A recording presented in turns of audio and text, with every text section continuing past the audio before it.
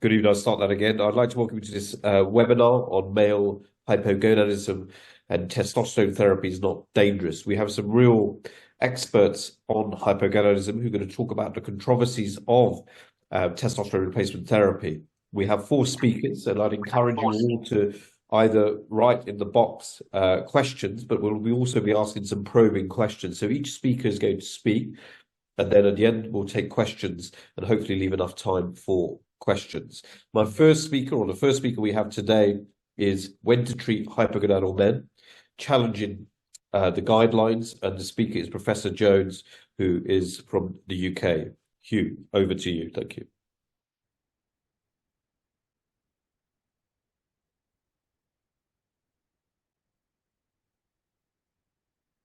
I think you're on mute. Are you on mute?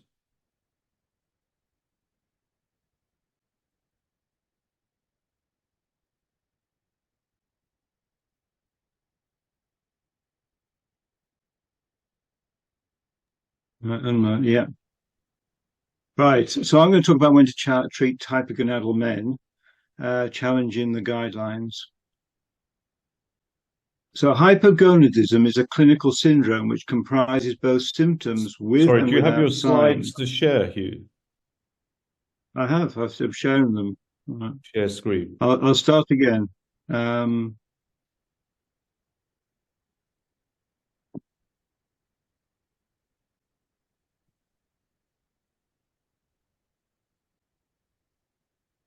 That's it. We can see them. If you could just expand that, that's great.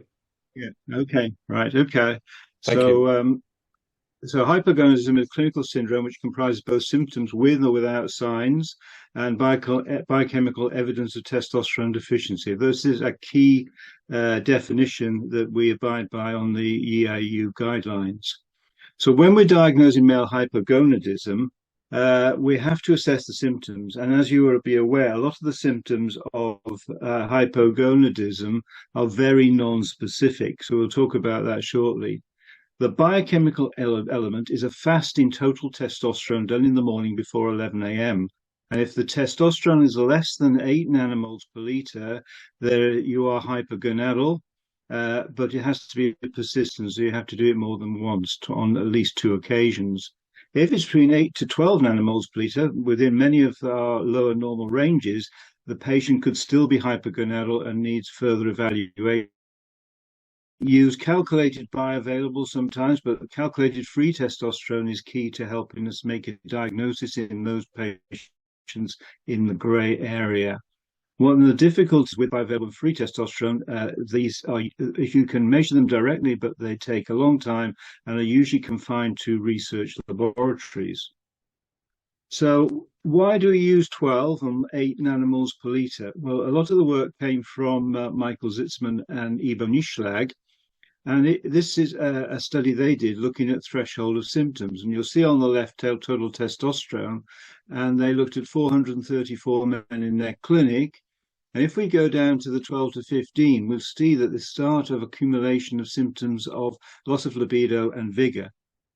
Obesity, and then a bit further, 12 to 10.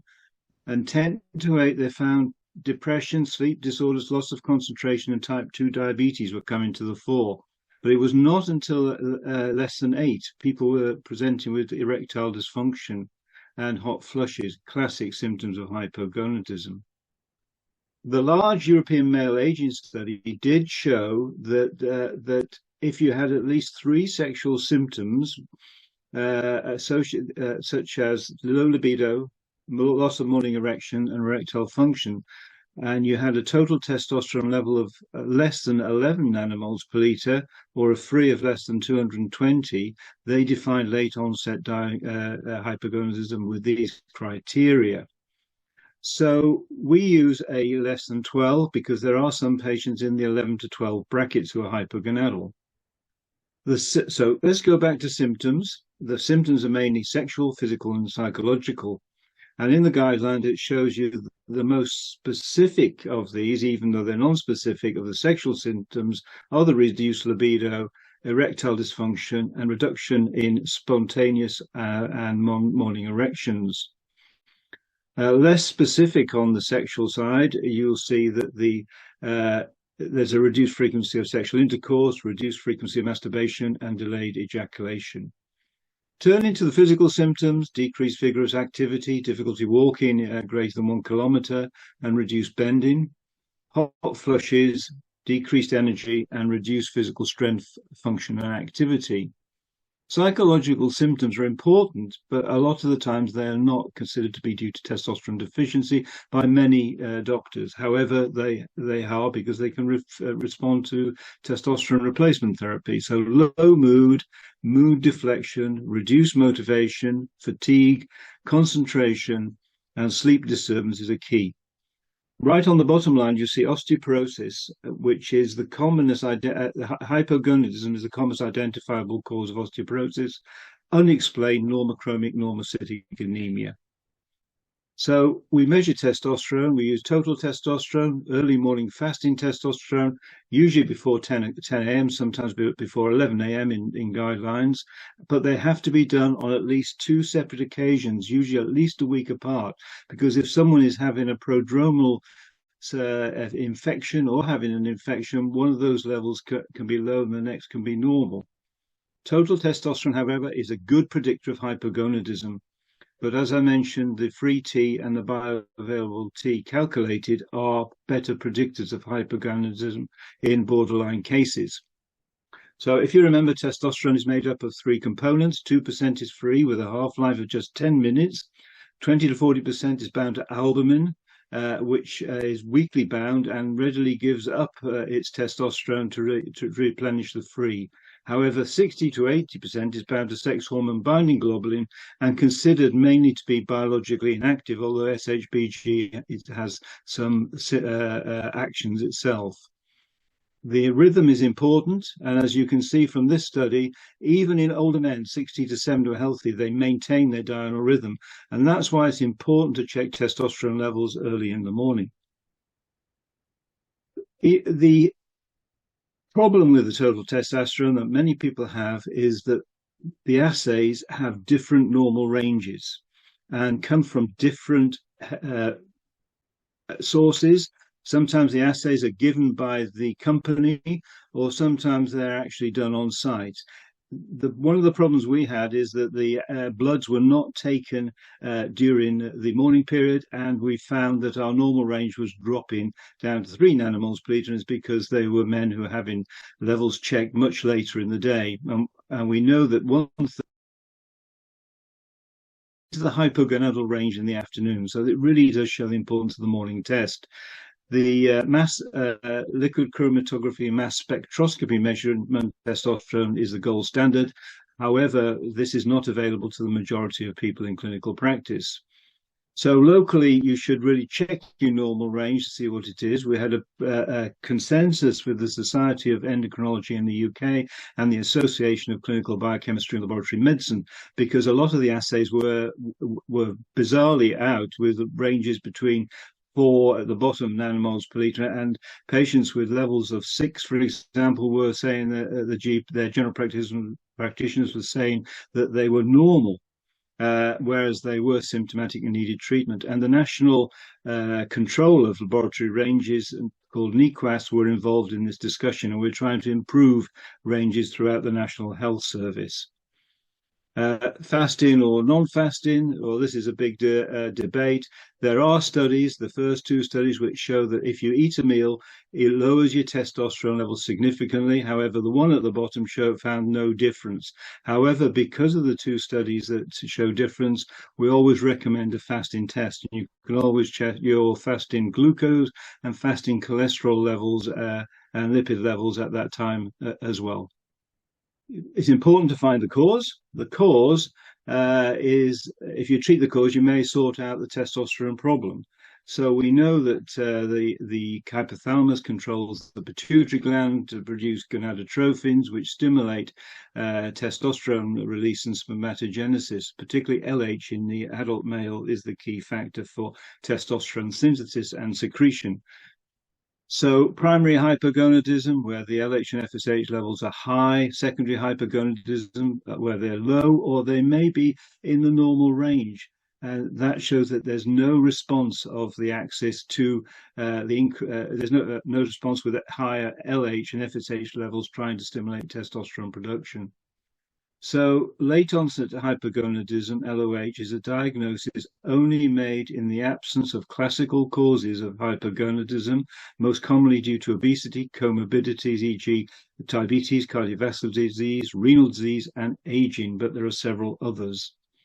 So you must consider in these patients, has your patient got a pituitary adenoma or a high prolactin level, because that can be treated? Do they have Klinefelter syndrome, primary hypogonadism, and need a karyotype? Are they on opioid therapy, which can lower testosterone levels via an action on the LH-FSH reduction? Do they have hemochromatosis? And then, this is a diagnosis that's missed in many patients. Iron has a propensity to be put down in the pituitary gland, especially in the gonadotropes, and also in the testes themselves. So what are the recommendations that we give? Check for concomitant diseases, drugs, substances that can interfere with testosterone production. Measure total testosterone in the morning before 11 a.m. and in the fasting state with a reliable laboratory assay. Repeat total testosterone at least 2 separate occasions and make sure that testosterone is less than 12 before starting therapy. Use 12 nanomole total testosterone as the reliable threshold as we described.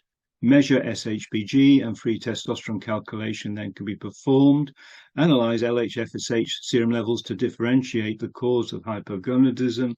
Measure prolactin, especially with secondary hypogonadism present. Perform a pituitary MRI in secondary hypogonadism with elevated prolactin or symptoms specific to a mutant pituitary mass or the presence of other anterior pituitary hormone deficiencies. Or especially perform MRI if the total testosterone is less than 6, as this is the much more sensitive indication of a pituitary lesion being identified.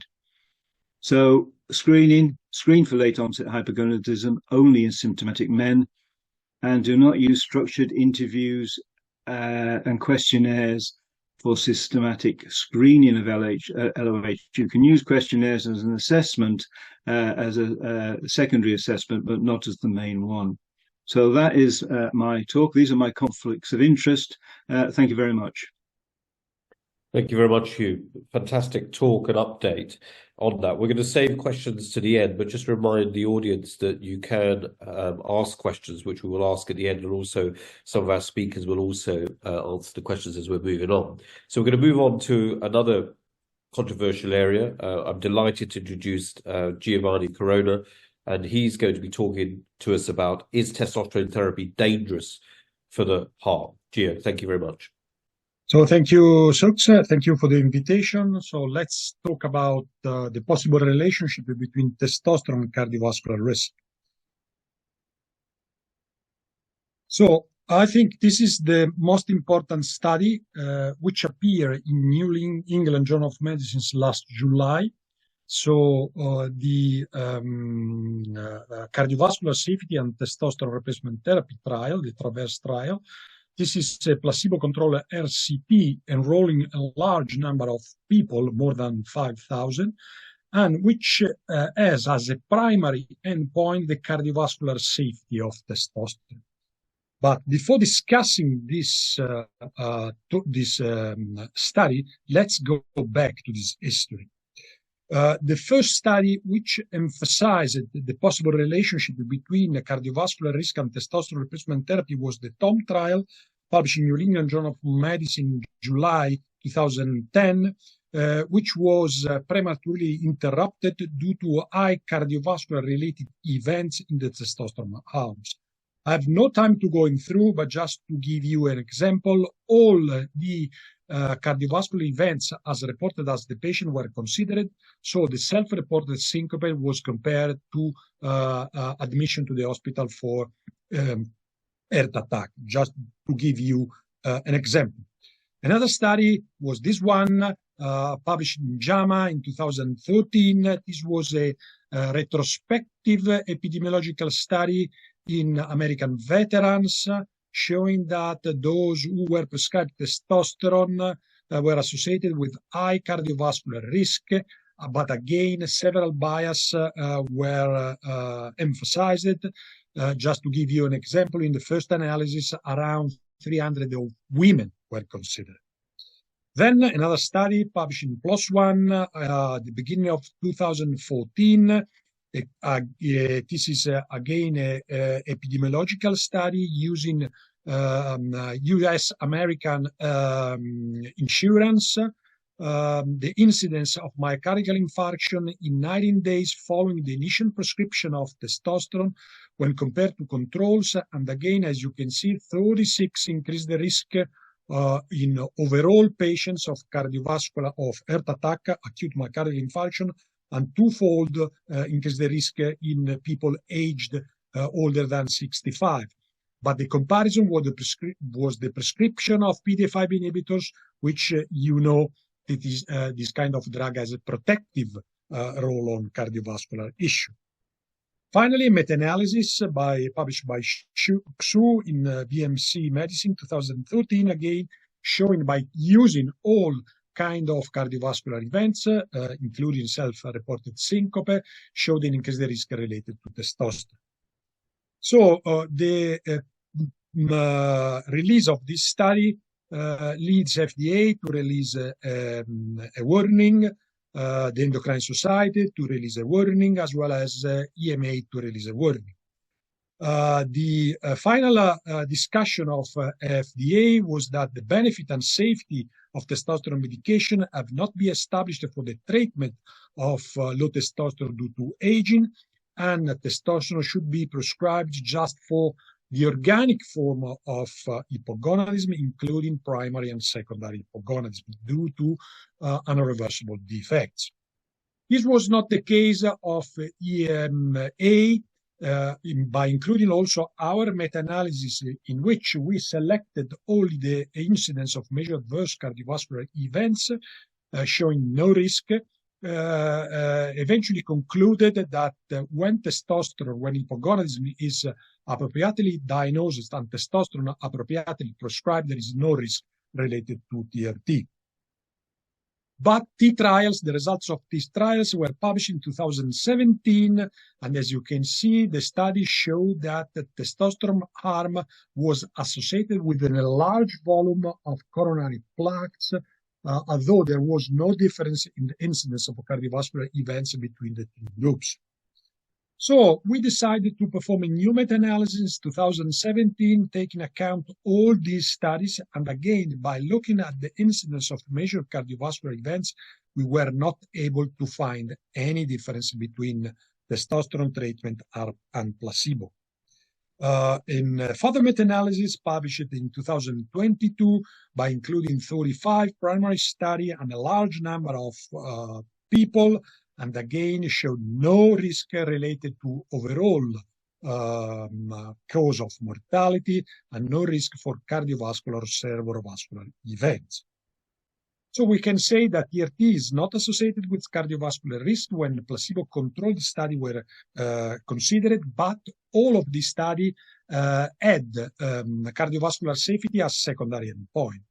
So what about the TRAVERSE trials? As I told you, TRAVERSE trial was the only study using cardiovascular safety as a primary event.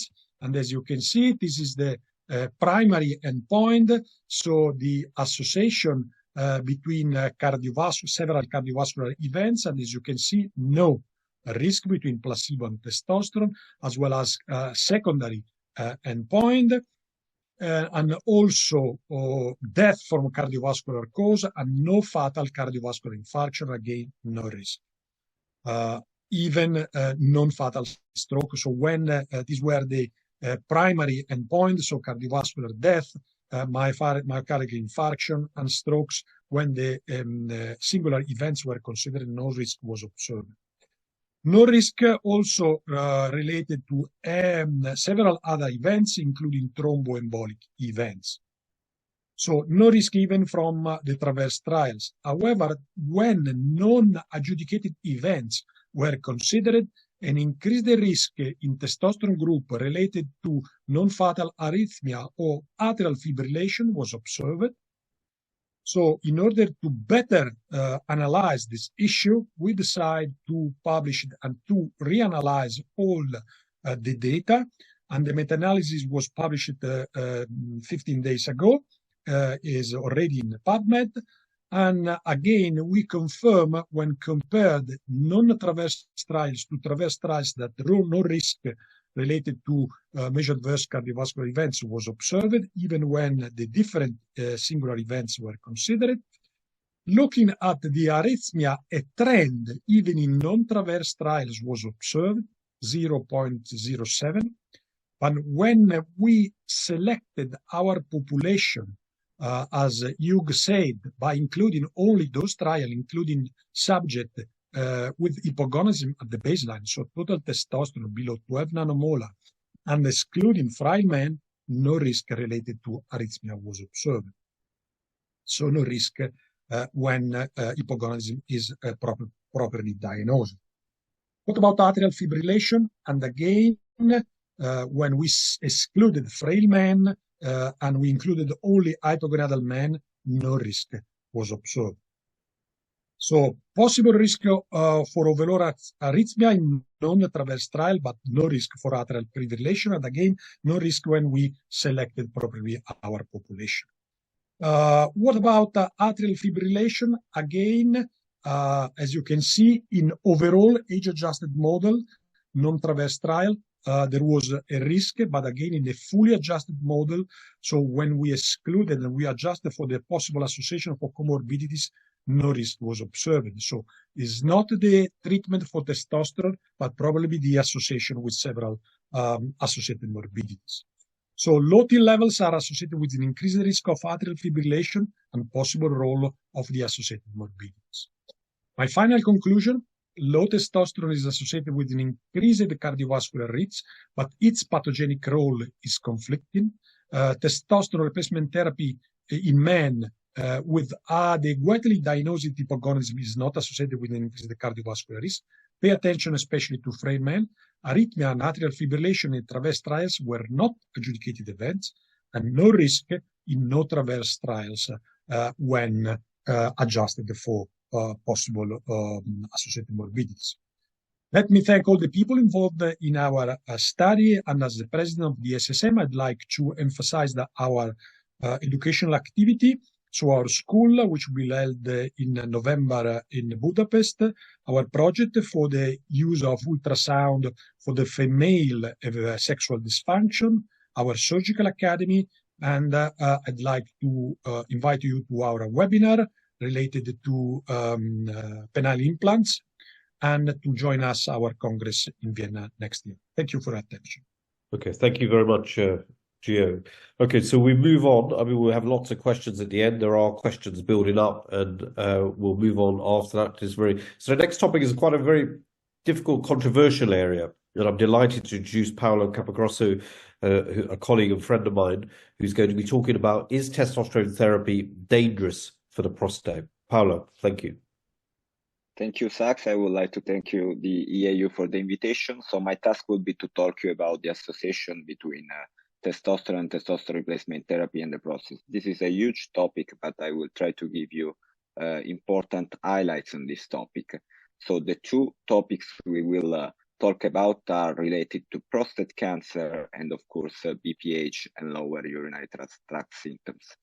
So starting with prostate cancer, basically, we know from this old study published by Charles Huggins and Clarence Hodge that the cancer of the prostate is activated by androgen, by testosterone, and that castration basically is able to neutralize prostate cancer growth. And this is because we know that testosterone, by binding the androgen receptor at the cellular level, is able to induce several actions, including increased PSA, increased cellular growth, and increased cells survival. And also there are, of course, several data showing that castration is able to inhibit the growth of prostate cancer. Also, we have several data coming from clinical practice showing that probably not only high level of testosterone, but even low level of testosterone could be associated at least with worse prostate cancer outcomes in terms of aggressiveness, and this has been shown also in several trials, in several single-arm series. So basically, regarding prostate cancer and testosterone, we have to focus on two different concepts. The first one is related to testosterone per se, and also exogenous testosterone and the risk of developing prostate cancer, while the second is the possible safety of using testosterone replacement therapy after prostate cancer treatment. So starting with the first one, I would like to show you the data from this large meta-analysis, which was published a few years ago, including more than 20,000 patients, 5,000 with prostate cancer and 14,000 controls. Basically, if you look at this data with a mean follow-up of almost 10 years, you can see that there is no association between total testosterone level, and we are talking about endogenous testosterone, and the risk of developing prostate cancer. At the same time, if we look at the data coming from 11 trials, including this meta-analysis, and looking at the level of exogenous, the effect of exogenous testosterone, so testosterone replacement therapy and prostate cancer risk, we can see again no association between this treatment, between testosterone replacement therapy and the risk of developing prostate cancer. This has been also confirmed in the largest population-based series published a few years ago, including more than 12,000 patients from UK, and again showing no effect in hypogonadist patients of testosterone replacement therapy in terms of developing prostate cancer. Again, the TRAVERSE trial, Professor Corona already spoke about that. So this trial was not only looking at the risk of cardiovascular disease, but it also as secondary outcomes looked at prostate safety, and especially, for example, in this case, prostate cancer development. As we said, included men with 5,000 men with hypogonadism, men with PSA higher than 3 and severe lower urinary tract symptoms were excluded, and the mean duration of testosterone replacement therapy was about 2 years. So there were some specific criteria that were followed to submit patients to biopsy. I'm not going through all of them because of the sake of time, but basically, as you see from this data and from this group, you can see that patients receiving testosterone replacement therapy as compared to placebo did not differ in terms of the risk of developing high-grade prostate cancer, which was only 0.19% in the TRT group versus 0.12% in the placebo group.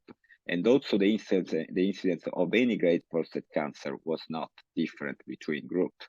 They observed, although a slight increase of PSA level in the testosterone replacement therapy group, especially in the first years, but overall there was in the end no significant difference as compared with the placebo group.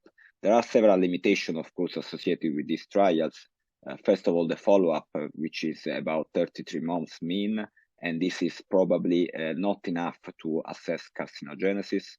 Selection bias, of course, patients with PSA higher than 3, as we have said, were excluded.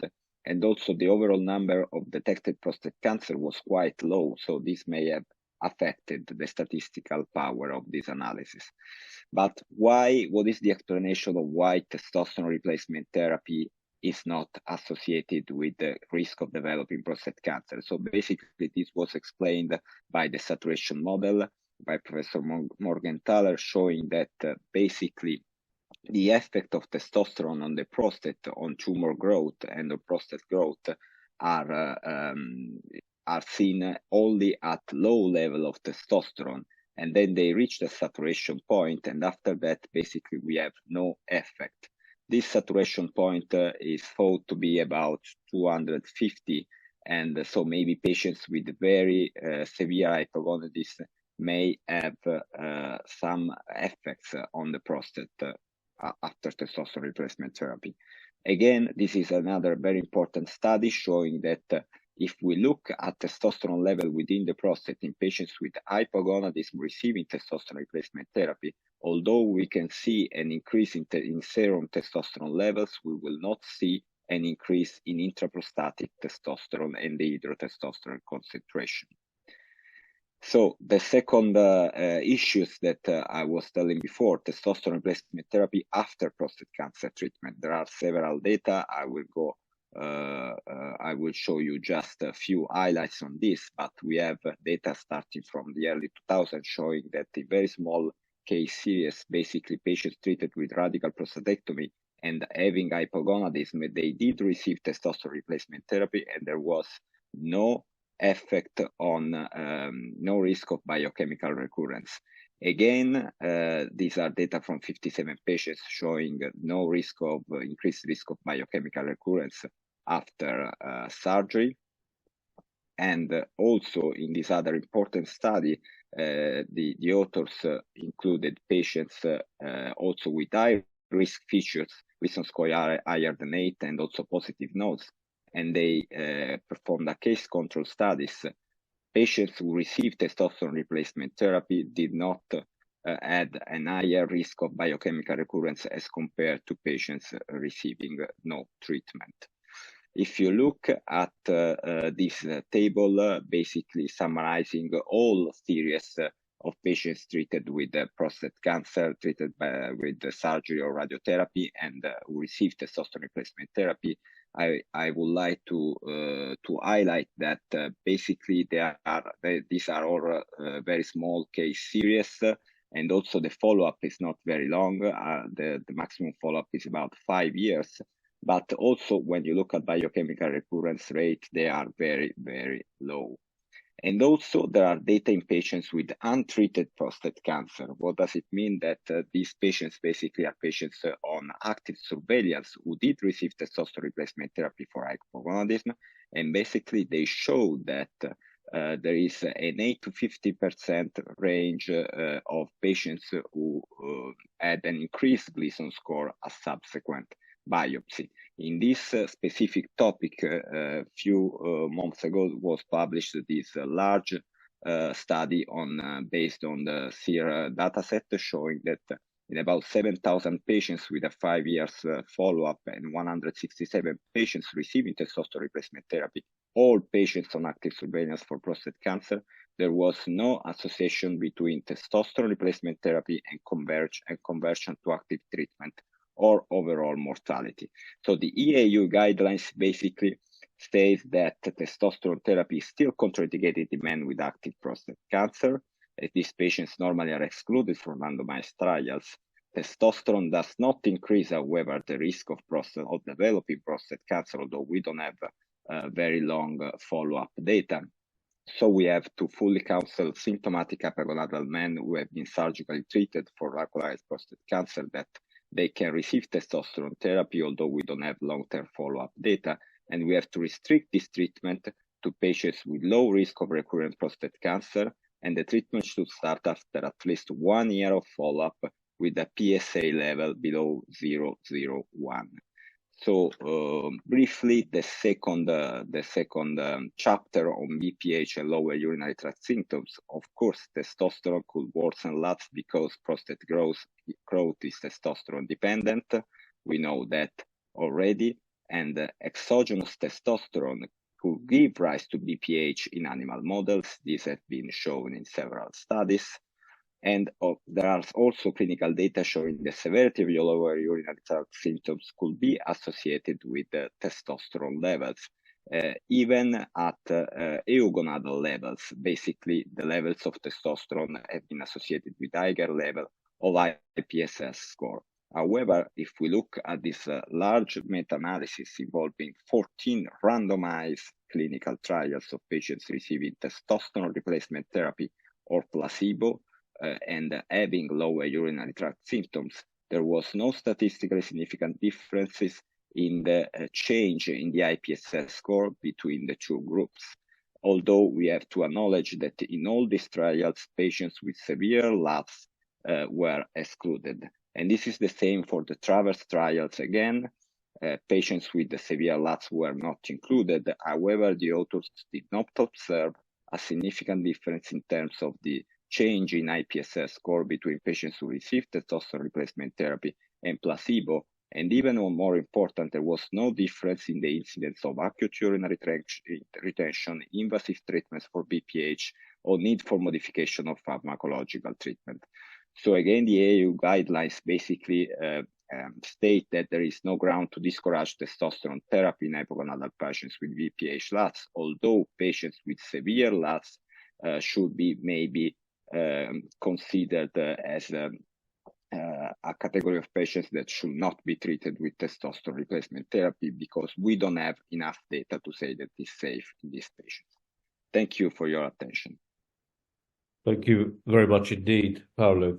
So we move on because there are quite a lot of questions, and I want to try and create time for questions to my friend and colleague and chair of our guidelines group, Andrea Salonia, who has probably the unenviable task to talk us through testosterone and bone health.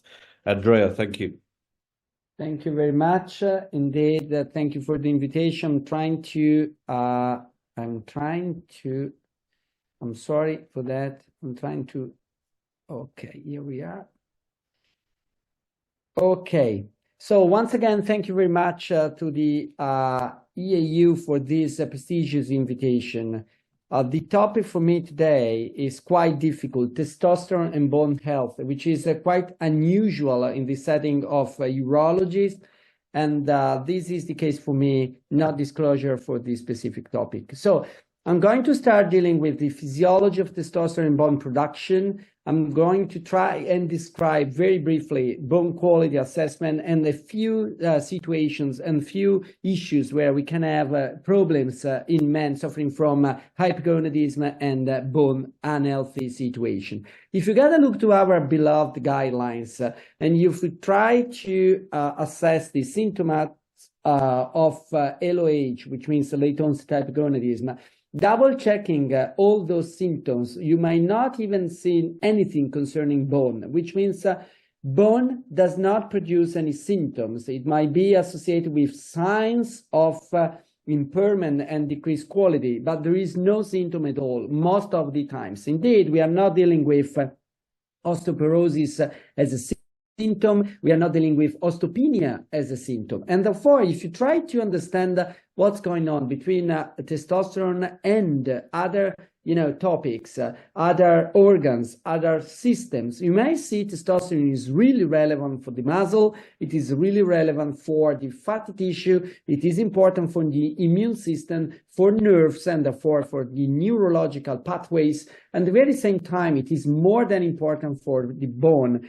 Indeed, if you get a look to what's going on at the bone level, we do have two types of bones. I would say inside the bone itself, we do have the cortical bone and we have the trabecular bone. Why I have put this cartoon here? Since we do have the importance role of testosterone on one side and estrogens, therefore mostly estradiol, on the other side of the coin. I got this cartoon from a very important paper which has been published roughly 5 years ago by Cianferrotti et al., where they were describing the connection between testosterone, androgen deprivation therapy, and the bone.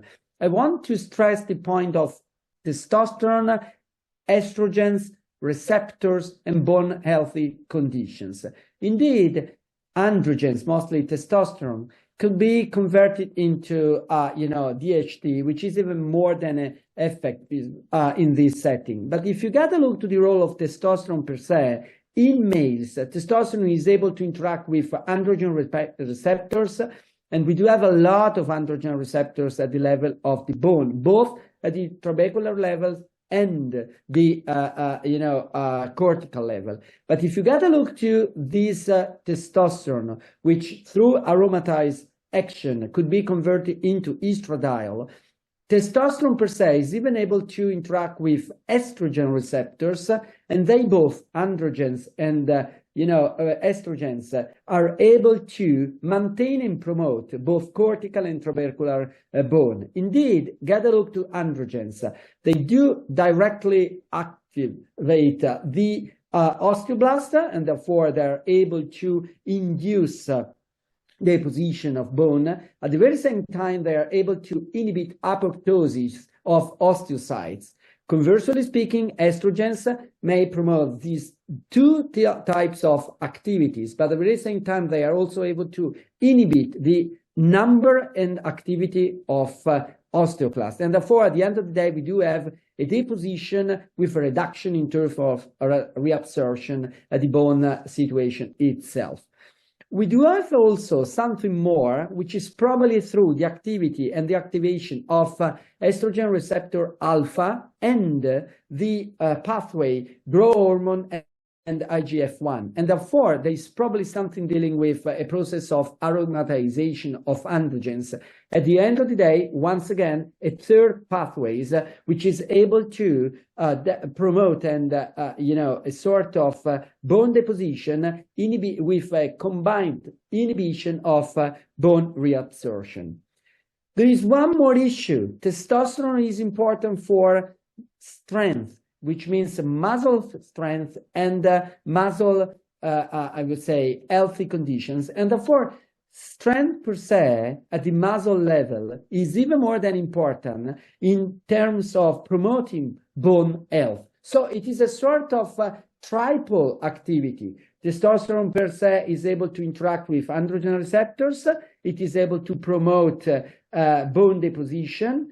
It is able to interact with estrogen receptor, mostly estrogen alpha receptors, and this is the case for him to understand even the role of estradiol as a form of testosterone activity, which is able to inhibit osteoclast activity and numbers. And finally, whenever you are going to have a promotion of muscle strength, you are even more than able to improve the quality of bone. Interestingly enough, if you got a look to testosterone, it is one of the androgens we are dealing with. And certainly we have been seeing that testosterone could be converted into DHT, and DHT per se is even more than active. So 4 levels of activity for testosterone over the process of having bone health. What's going on over time? We do see that over time, there is an increased risk of having osteopenia and osteoporosis, which is dichotomized between genders and sexes. And therefore, there is a huge increase for females more than for men. But at the very same time, it is not linear over time. There is a reduction of bone quality, and therefore there is an increase of risk of having osteopenia and osteoporosis over time. If you got a look to the correlation between this kind of risk, which is increasing over time, therefore, the older the person, the higher the probability of having osteopenia on one side, osteoporosis on the other side. But if you try to combine this kind of problem, and therefore the frequency and the prevalence of this kind of bone unhealthy situations with testosterone level, once again, at the peripheral side, there is a sort of non-linear association. Therefore, it does not mean that the lower the value of testosterone, the higher the probability of having osteoporosis. There is something like a sort of time dependency theory, according to which the longer the period of hypogonadism, the higher the chance of having osteopenia and osteoporosis. Therefore, we doubling checking testosterone in a very short time frame, we are not able to say testosterone per se, whenever it is poor, is able to induce bone unhealthy situation.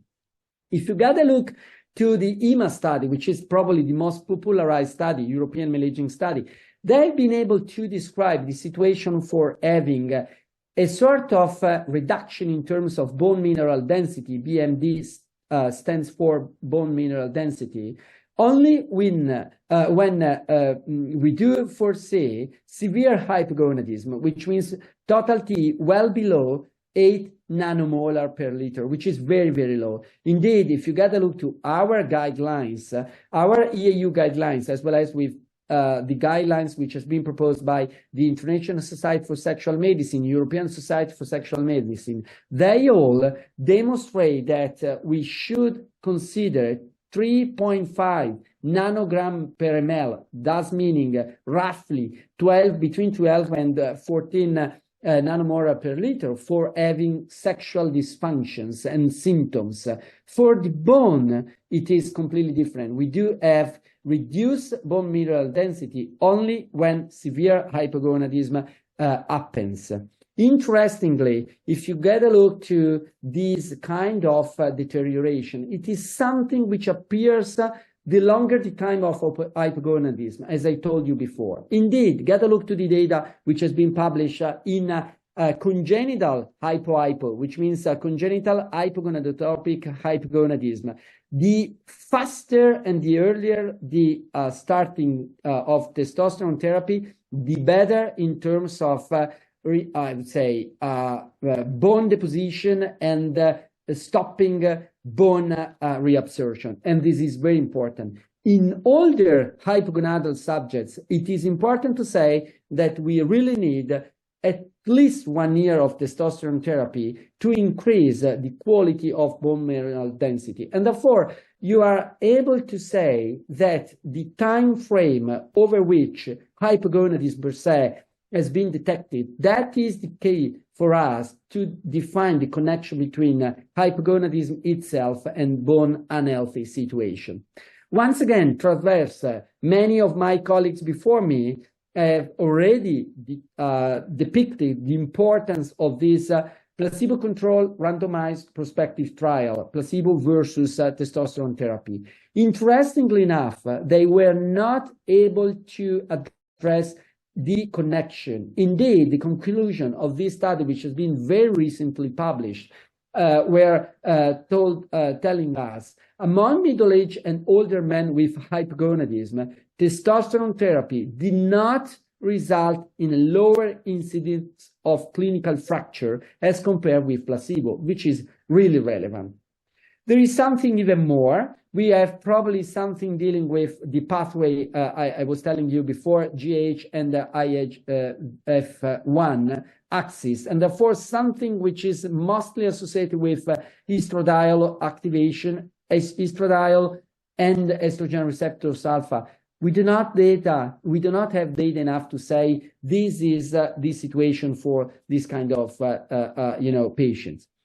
When we can face with hypogonadism and a higher risk of having osteopenia and osteoporosis, this is the typical case of cancer survivors. This is the case for those who actually have been treated because of, for instance, testicular cancer with unilateral versus bilateral orchidectomy, and they do mostly present a mild form of hypogonadism well before depicting the cancer itself. Indeed, it has been the case for this very important study recently published in Lancet Diabetes Endocrinology, where they were able to say that survivors of adult onset cancer are at increased risk of bone loss and osteoporosis. This is because mostly they do present a mild versus severe form of testosterone deficiency, which is mostly associated with hypo, which means central hypogonadism, otherwise called secondary hypogonadism. Interestingly enough, there is a sort of acceleration of this process in men suffering from testicular germ cell tumors, probably because they are much more frequent in infertile men and in those suffering from testicular dysgenesis syndrome, which has been popularized more than 20 years ago by Skakabet et al. And if you do remember what testicular dysgenesis syndrome actually means, it is associated with hypogonadism over time, a higher risk of hypospadia, a higher risk of cryptorchidism, a higher risk of having impairment in terms of sperm production, and finally, a real higher risk of having testis cancer. In this setting, the quality of testosterone production could be really damaged even well before the appearance of testis cancer. And therefore, these kind of patients who actually do survive from testis cancer might even develop, osteopenia and osteoporosis. How to deal with that? There is a sort of follow-up on one side, but even more than important to me, cancer survivors should enter a program of follow-up which actually needs to consider also bone healthy situation. This has been the case for those undergoing androgen deprivation therapy. If you get a look to the guidelines, not only our sexual and reproductive health guidelines, but those which have been published because of prostate cancer per se, androgen deprivation therapy has the important goal of reducing testosterone value at the peripheral level, well below 1.7 nanomolar per liter. At that level, which could be even lower, of course, we do have a suffering situation for many different tissues, thus including bone, both at the trabecular and the cortical level. And therefore, these kind of patients should be really follow them up completely. This is a sort of algorithm which has been suggested by the endocrinologist in this setting for screening bone situation before any kind of therapy, thus including chemo and radiation therapy in men suffering from testis, prostate, as well as bladder cancer for sure, but any single man who is surviving from a cancer. To take home some messages. First of all, testosterone plays a real pivotal role in maintaining bone health. The assessment of bone health and the optimization of any kind of treatment should be considered to avoid, or at least to try and reduce the risk of deterioration of bone quality, mostly in those patients, in those men suffering from hypogonadism for a long time. Testosterone therapy could be useful to improve bone density and quality, but unfortunately speaking, we do not have sufficiently large cohort studies to define that it is sufficient a certain time frame of testosterone replacement or a sort of other types of treatment in association with testosterone to reduce the risk of fractures on one side, but well before osteopenia and osteoporosis. Thank you very much for your attention. Thank you very much, Andrea. Thank you for dealing with such a difficult topic so expertly. Thank you. So we have a lot of questions, and I'm going to ask the panel if you could just all put on your cameras if you could, because I'm going to direct some of these questions to you. Hugh, you already volunteered for the first question, I see. If we could answer very succinct, because there's 14 questions, and I do think we've got about 10 minutes to do this in. So Dr. Al-Kumayt asks, can glutathione present with vegetables stabilize FSH levels and improve testosterone levels? And which prolactin level increase or affects testosterone levels? Right. The answer to the first is that I have seen no evidence in the literature, and I've had a quick look, that glutathione has any effect at all on testosterone levels. There's some evidence that it might protect testosterone in the bloodstream against toxicity. I'm not sure what that means. So I think it's used by bodybuilders. So really, it doesn't have an effect, and it doesn't have an effect on FSH. So I can quickly dismiss that. Prolactin level, if it goes up in million international units per liter, for example, the top of the normal range is usually about 500. And if it goes up to 800, 900, it can suppress the LHRH release from the hypothalamus, and hence LHFSH release, and causes suppression of obviously the testosterone. And if it's due to prolactinoma, it can be treated with dopamine agonists. And the testosterone normalizes. If it's due to pituitary damage, then they'll need testosterone replacement therapy. Okay. So I think that's the answer to the questions. Thanks. Very good answers. Thank you. Paolo, with TRT in old age BPH patients, PSA starts to rise. I mean, I'm not clear if it's old age anyway, but how do we follow up the patients? If you start TRT and the PSA increases, should you be continuing with the TRT? And what kind of levels would you become worried? Yeah, so as you already said, it depends most upon the age of the patients. But if we consider, for example, 65 years old age, then probably we should check PSA maybe every month or every 3 months. This is something that we can discuss. And I will stop TRT maybe using the same criteria as the TRAVERS trial. So according to the baseline PSA level, if this is below 1.5, if we see in few months an increase of at least 1.5 nanogram ml, then we should probably stop. Or if it is over 4 nanogram ml. Okay, thank you. Okay, next question. Gio, I'll ask you this one. When diagnosing hypogonadism, should estradiol levels be assessed? And what is your opinion on the evaluation of testosterone to estradiol ratios? The available immunoassay for the evaluation of estradiol are totally unreliable. So my suggestion is not to measure estradiol except in one condition, the presence of gynecomastia. Otherwise, if you have the possibility to measure estradiol through mass spectrometry, you can measure. Otherwise, are just numbers. Okay, thank you. Andrea, I'm going to ask you this question. Is it a good idea to add anti-estrogen drugs to TRT to prevent its transformation peripherally to estrogens? No, not really. We do not have data enough to say that in a common hypogonadal patient there is that kind of solution. It is certainly more than important to double check testosterone at least twice. And starting with testosterone therapy, there are many different types of testosterone replacement therapy, and you should choose the best quality of testosterone therapy for the right patient at the right time. Okay, thank you.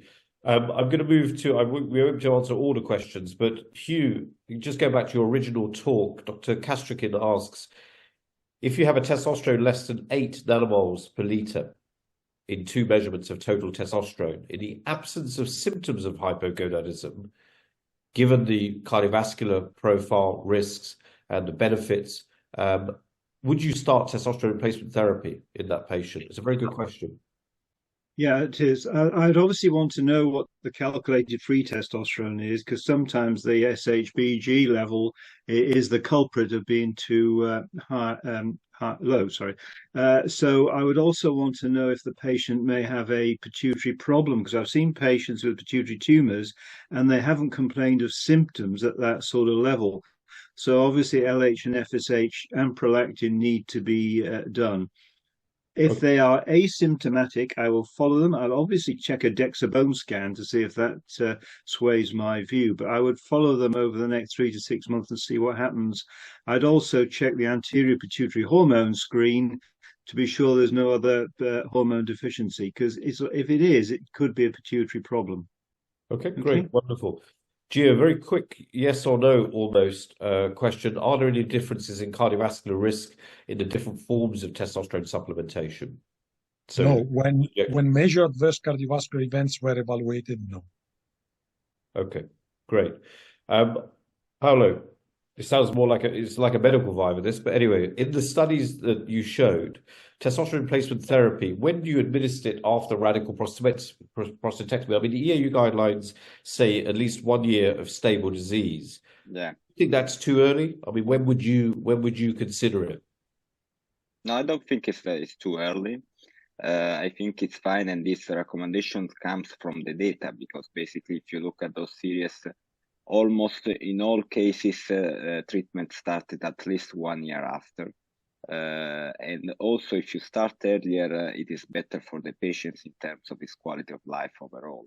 So I will not start before 1 year, but 1 year I think it's fine as a time interval. Okay, great, wonderful. Andrea, there are publications mentioning the positive effect of testosterone therapy on LUTs. What pathogenic connection could be here? Why? Always compelling questions. Thank you very much, Sachs. Okay, we have probably the saturation model, which has been reported by Paolo before. I think that whenever we have a situation where a sort of impairment of quality of life has been associated with low testosterone value, that is the reason for using testosterone. Otherwise, we do not have any contraindication. At the very same time, it is not clear to me why they should be associated with an improvement in terms of LUTs, honestly speaking. Thank you. Last 2 questions, because we're running out of time, and they're wonderful questions, actually. I'm going to ask our endocrine experts here.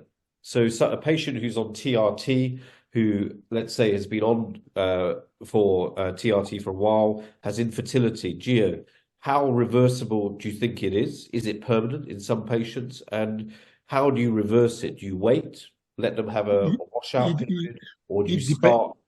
Yeah, it depends on the type of preparation that we are using. For sure, we need to wait at least 3 months because this is the period for spermatogenesis. But if the patient is on a long-acting injectable testosterone preparation, probably it will take more than 3 months. So it is reversible. If you are speaking of late-onset hypogonadism, for sure. This is not the case in the case of secondary hypogonadism. In this case, we should use gonadotropins for sure. Okay, thank you. And Hugh, last question to you is the role of SERM.